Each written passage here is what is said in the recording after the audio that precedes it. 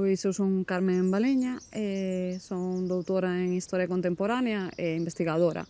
Especialiceime sobre todo en estudos de xénero dende hai aproximadamente uns 10 anos, co cal as mulleres sempre foron o meu obxecto principal de estudo, particularmente as mulleres de finais do século XIX e ata a Guerra Civil, e particularmente as mulleres anónimas, que son as que a min particularmente me interesan, en concreto en Galicia. O proxecto que aquí estou desenvolvendo, que é ainda un proxecto en progreso, polo tanto o título tamén é provisional, é Recuperando a memoria das tolas galegas.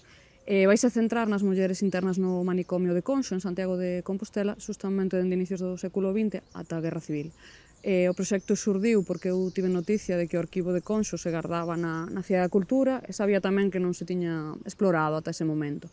Entón pareceume que a partir de aí seguramente habería historias que se podrían rescatar, porque además de historiadora de formación son xornalista, entón interesábame todo ese tema de ver como podía ir máis aló da academia e realmente facer coñecer a xente a historia desas mulleres, que en boa medida tamén é a nosa historia en Galicia, non? Porque a maioría son mulleres rurais, son mulleres pobres.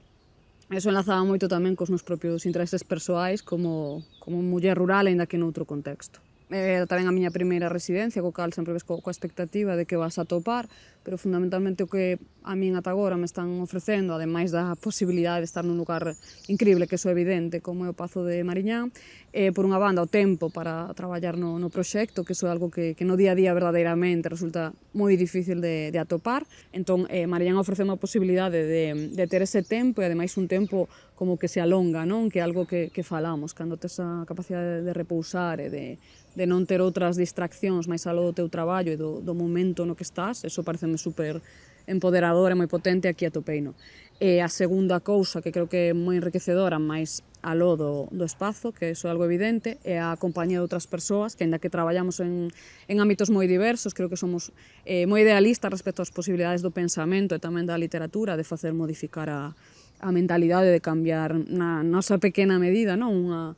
Unha parcela do mundo, no meu caso recuperando a memoria das mulleres, noutros casos a través da música, noutros casos recuperando a figuras máis ou menos coñecidas que se volven a poñer no centro. Entón, creo que a fusión de todo eso é algo moi potente que non teria encontrado mellor se non estivera aquí. Realmente o procedimento para presentarse é bastante sinxelo, hai que presentar como digamos, un bosquexo, un boceto primeiro do proxecto que estás desenvolvendo, se a estadía na que este, hai proxectos máis iniciais como pode ser o meu, hai outros xa máis desenvolvidos, e a partir de aí participar no proceso de selección. Tamén é fundamental que sexan proxectos que teñan un impacto en Galicia, non? Que é un pouco a idea tamén do meu proxecto, de todos os que estamos aquí ata agora.